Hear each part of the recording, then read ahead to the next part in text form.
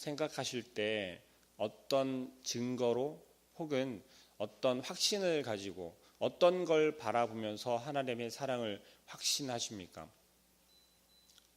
우리가 하나님에 대한 사랑을 이야기하며 또 우리가 그 하나님의 사랑에 대해서 내가 확신할 때 믿음으로 물론 하나님께서 나를 사랑하신다라는 것을 확증하고 또 내가 확신을 하실 겁니다. 그런데 우리가 좀 더 드러나는 것으로 누구에게 설명하거나 보여줄 수 있는 것으로 하나님에 대한 사랑을 표현할 때 그것은 아마 예수 그리스도 십자가에서 죽으신 그 십자가를 이야기할 수 있을 겁니다.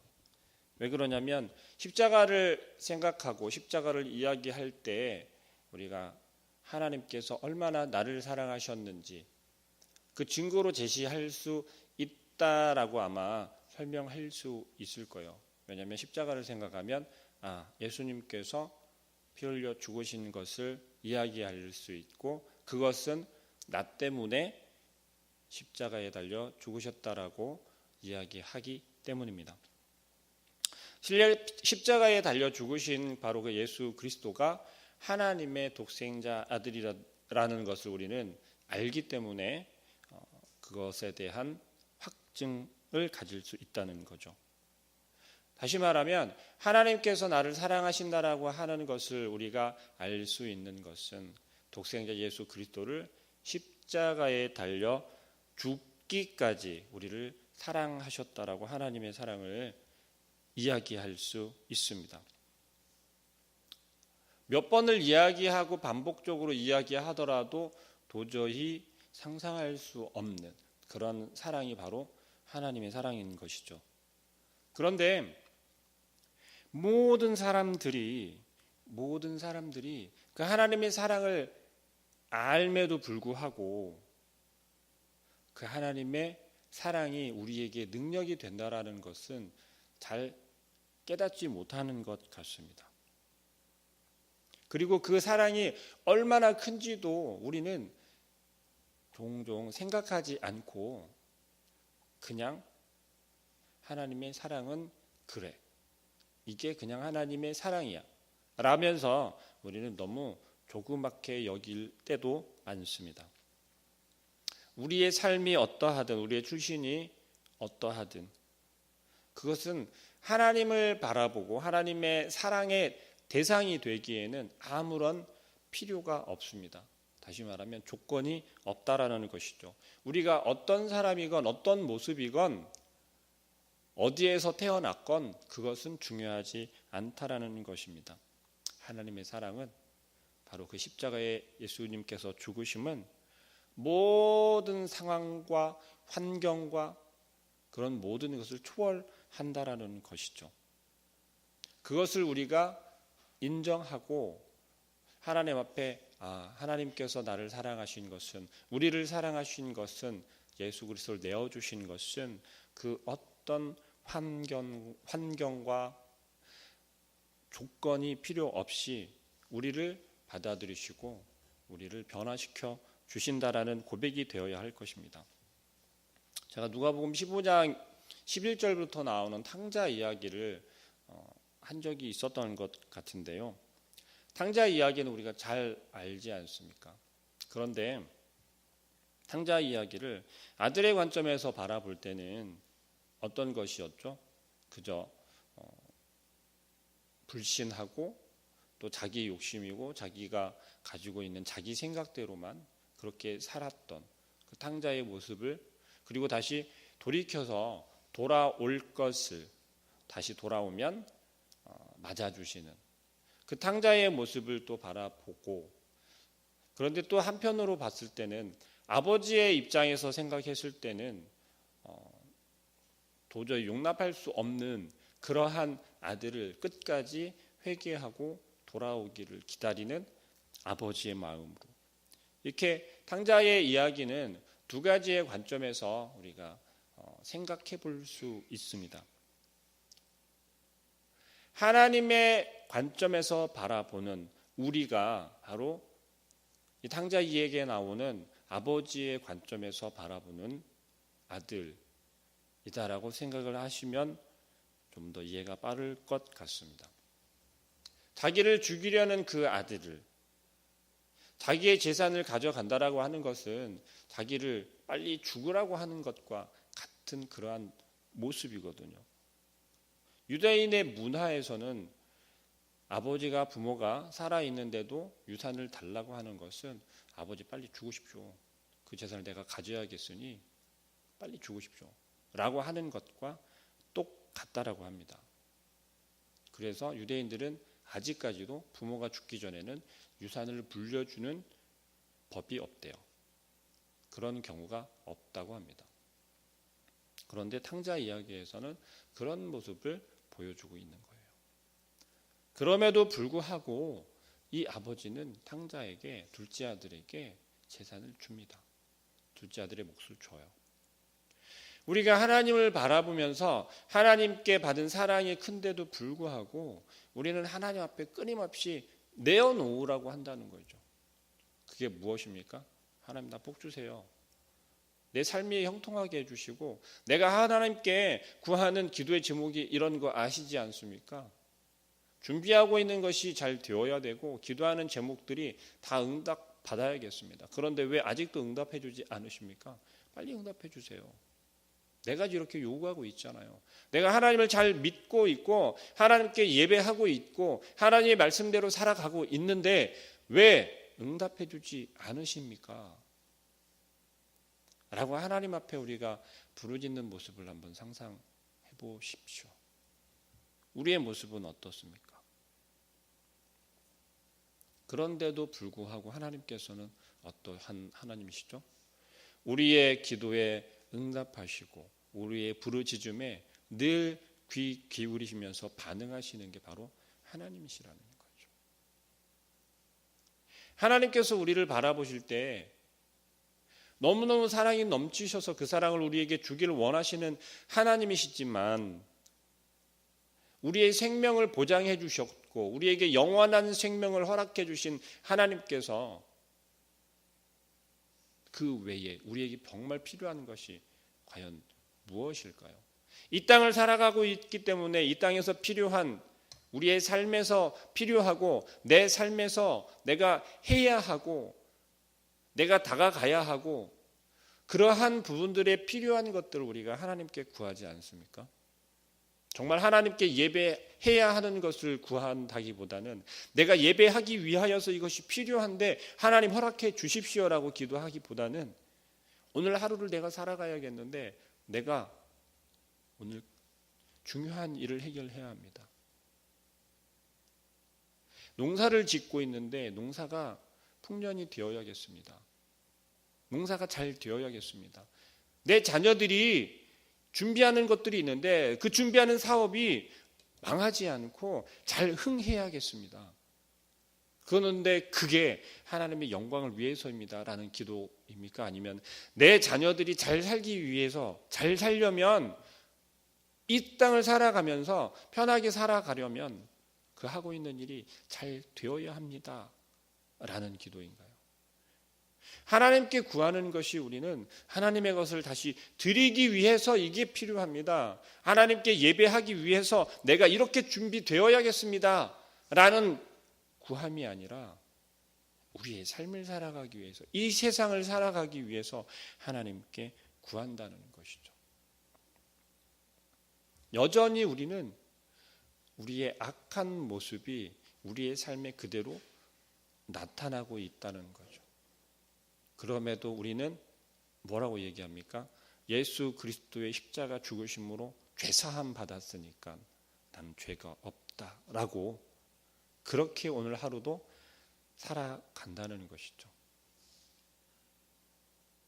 우리의 모습이 탕자의 모습이다라는 것은 생각하지 못하고 우리가 여전히 죄인이다라는 것은 생각하지 못하고 이제 나는 깨끗하게 되었어. 나는 이제 죄인이 아니니까 나는 나에게 허락한 삶을 살아갈 거야 라는 거죠.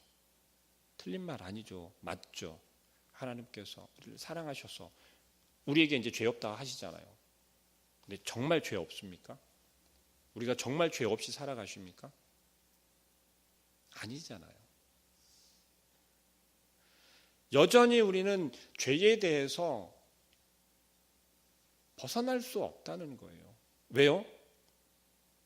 여전히 우리는 죄를 짓고 있기 때문에 그렇죠. 예수 그리스도 피 흘리셔서 죽으셨는데, 십자가에서 죽으셨는데, 내 죄 때문에 죽으셨는데 나는 이제 죄가 없잖아. 성경에서 그렇게 이야기하잖아. 혹시 그렇게 생각하고 이해하셔서 안위하시고 그렇게 하루를 혹시 살아가십니까? 아니요.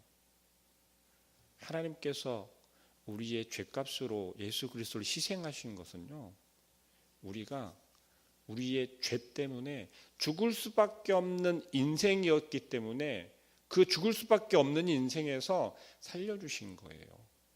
죽지 않고 영원히 살 수 있는 기회를 주신 거고요. 하나님의 자녀가 될 수 있는 기회를 주신 거예요.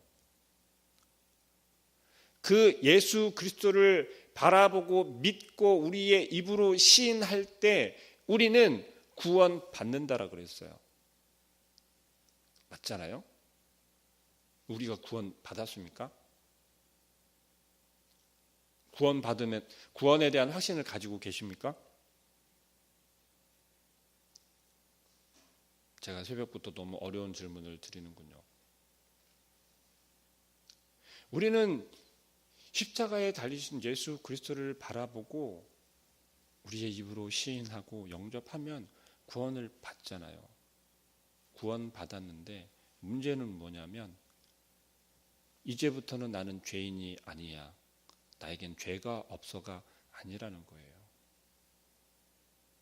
죄의 결과로 우리는 죽을 수밖에 없는 존재였지만 그 예수 그리스도를 믿음으로 말미암아서 우리는 이제 죄 때문에 죽는 것이 아니라 우리에겐 죄가 있다 하더라도 죽는 것이 아니라 영원히 살 수 있게 되었다라는 거예요. 여전히 우리는 죄에서 벗어날 수는 없어요. 계속해서 죄를 지을 수밖에 없다라는 거예요. 나 혼자만으로는 우리 스스로는 연약하기 때문에 그렇다라는 거예요. 그래서 십자가에 죽으신 그 예수 그리스도를 우리를 사망에서 구원해 주신 예수 그리스도의 그 십자가를 바라보면서 내가 죄인이었지 난 여전히 죄를 지을 수 있는 존재이지 그 예수님을 힘입어서 그 예수 그리스도를 인해서 그 죄를 자꾸 벗어나려고 하는 거예요. 반복해서 우리가 짓고 있는 실수를 우리는 하나님께 구해야 된다는 거예요. 자백해야 된다는 거예요. 다시 말하면 회개해야 한다는 거예요.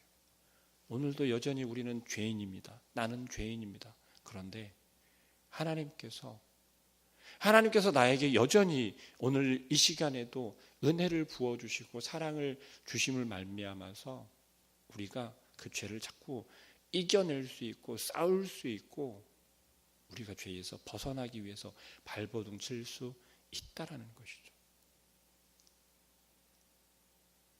우리가 회개하지 않으면 다시 죄의 자녀가 될 수도 있다는 거예요. 사망의 종이 될 수도 있다라는 것입니다. 우리는 너무 하나님 앞에서 예배하고 하나님을 믿고 내가 하나님 말씀대로 살아간다라는 고백 때문에 점점 망각할 수 있다라는 거예요. 무엇을 망각합니까?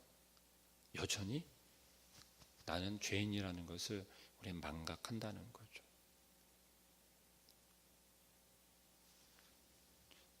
구원파에서 그런다고 그러잖아요. 한번 죄사함 받았는데 회개를 왜 하냐고. 얘는 죄 없는데. 그러면서 우리가 짓는 죄에 대해서는 그냥 잘못된 거라는 인식만 하면 된대요. 회개할 필요는 없대요. 내가 한번 잘못했으면 그 다음부터는 안 하면 된대요. 그게 구원파에서 이야기하는 회개예요. 맞습니까? 아니라는 거예요. 예수님께서 십자가에 죽으신 건 우리의 모든 죄가 완전히 사라지는 것이 아니라 죄의 결과로 우리가 죽을 수밖에 없는 존재에서 이제는 죽지 않고 영원히 산다라는 거예요. 죄의 결과로 주어진 그 사망을 이겨낼 수 있게 해 주신 것이 바로 예수 그리스도의 십자가 죽으심이라는 거예요. 대신 죽으셨기 때문에 우리는 죽지 않고 영원한 생명을 얻었다라는 것이죠. 그 예수님을 바라보면서 우리는 매 순간순간마다 매일매일 우리가 잘못하고 있고 지은 죄들에 대해서 자복하고 하나님께 은혜를 구해야 한다는 것이죠. 내가 여전히 죄인입니다. 내가 여전히 예수님이 없으면, 하나님께서 은혜를 부어주지 않으시면 오늘 하루도 실패한 삶을 살고, 세상 사람들이 바라볼 땐 성공한 삶이고 잘 살았다라고 할 수 있을지 모르지만, 하나님께서 바라보실 때는 오늘도 넘어지고 깨지고 부서지고 주저앉을 수밖에 없는 우리의 모습이라는 거예요. 우리 스스로는 일어나기 힘든데 하나님께서 사랑을 부어주실 때, 은혜를 부어주실 때, 우리가 그 예수 그리스도의 십자가를 붙잡았을 때 다시 일어설 수 있다는 것입니다. 이러한 믿음의 확신을 가지고 있을 때 우리는 이 세상을 살아가면서, 오늘 하루를 살아가면서 나는 그리스도인인데도 불구하고 열등감이나 혹은 때로 좌절하는 것이나 낙심하는 것에 빠지지 않고 우리의 환경과 우리의 여건들을 이겨낼 수 있게 됩니다. 여전히 나는 하나님을 온전히 바라보고 그렇게 의지하고 말씀대로 살아가려 하는데, 그래도 여전히 우리는 자꾸만 난 왜 그러지? 좌절하기도 하고 낙심하게 됩니다. 난 정말 예수님을 잘 믿는다라고 생각이 되어지고요, 난 하나님 말씀대로 잘 살아간다라고 생각되는데, 정말 나는 그리스도인이다라고 고백할 수 있겠는데도 불구하고 그런 생각 혹시 들지 않으세요? 내가 받는 복이 뭐가 있지? 내가 하나님께 받은 복이 뭐지?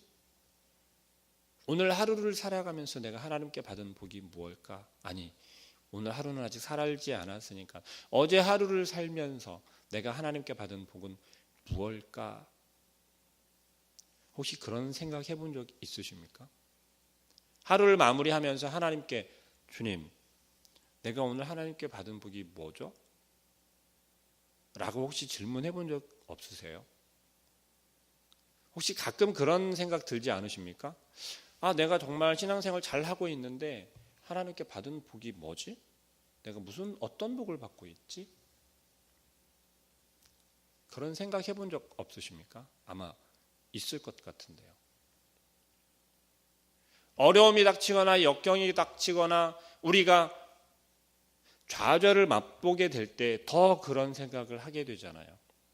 나 하나님 잘 믿는다고, 하나님 내가 열심히 예배한다고요. 그런데 왜 나에게 이런 어려움과 역경만 주십니까?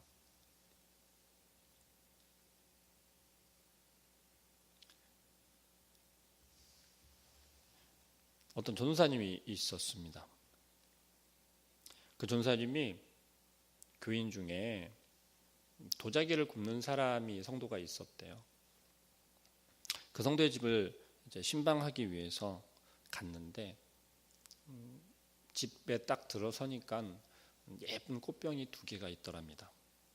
그래서 와, 정말 예쁘네요. 잘 만드셨네요. 이게 얼마예요? 라고 물어봤대요. 그랬더니 그 성도가 그 꽃병은 파는 게 아닙니다. 라고 말씀을 하시더래요.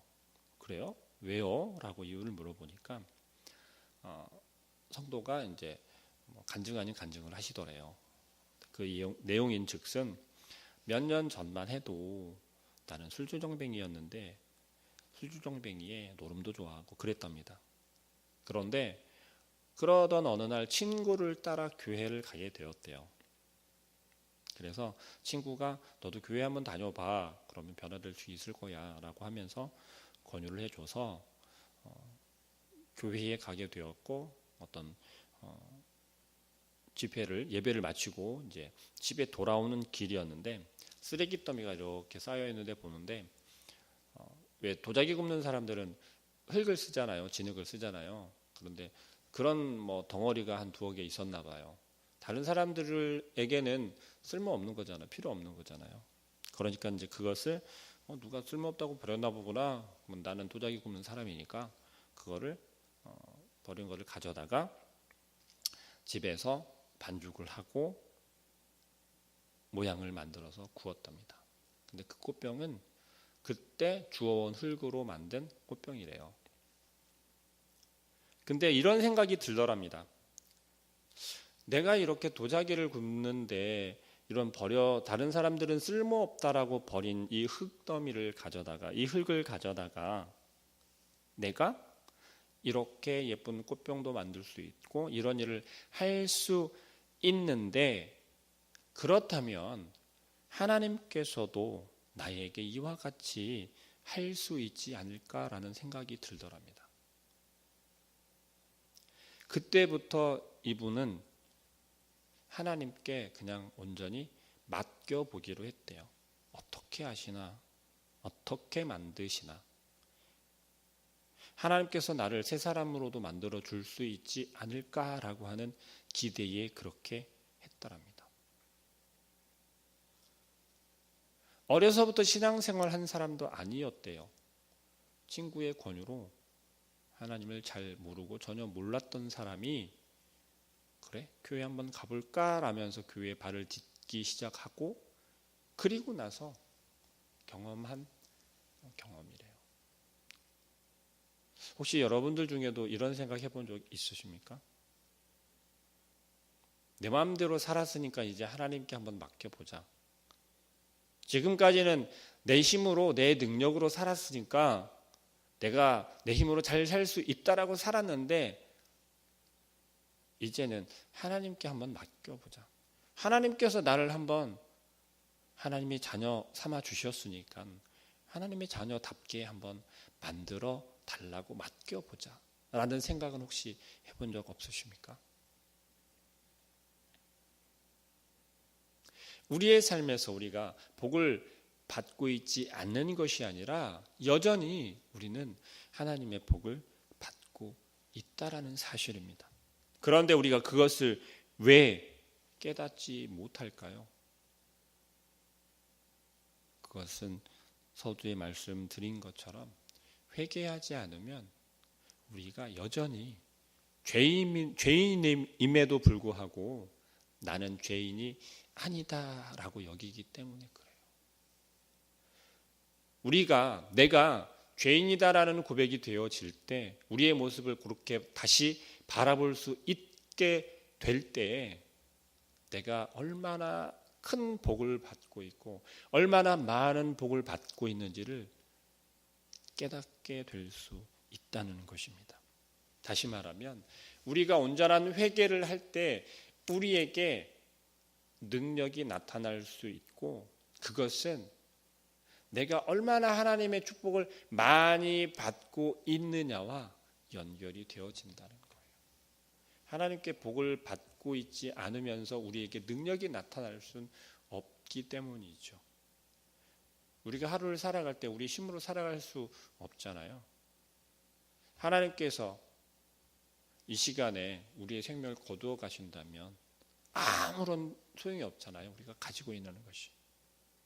그런데도 불구하고 우리는 내가 가지고 있으니까, 내가 지금 살아있으니까, 숨 쉬고 있으니까 오늘 하루도 내가 무엇을 하겠다라고 계획 세운 게 있잖아요. 그것을 내가 할 수 있다고, 내가 해야 한다라고 우리는 생각하잖아요. 그런데 하나님께서 우리에게 허락하지 않으시면 우리가 계획한 일이 혹은 우리가 준비하고 있는 것이 하다못해 오늘 하루는 내가 집안 대청소를 해야지라고 계획했다 하더라도 하나님께서 허락하지 않으시면 할 수 없다는 것입니다. 진정한 회개를 할 때 우리는 하나님의 사랑이 깨달아지게 됩니다. 그게 가능하게 된다는 것이죠. 십자가를 통해서 드러난 하나님의 사랑은 모든 것을 용납할 수 있게 하시고 또 변화하게 만드신다는 것이죠. 그게 바로 하나님의 사랑의 힘입니다. 우리가 그 사랑을 깨닫기 시작할 때 비로소 하나님 앞에서 진정한 회개도 가능하게 된다는 것이죠. 이 확신을 가지고 우리가 우리의 삶 속에 있는 염려나 두려움, 그러한 것들이 사라질 줄 믿습니다.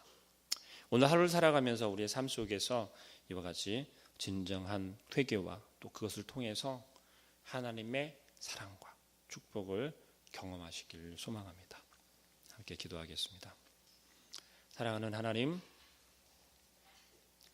우리가 온전히 우리의 모습을 돌이키게 하여 주시고 우리가 진정한 회개를 함으로써 우리의 모습을 다시 한번 점검하고 하나님 앞에 여전히 나는 죄인입니다.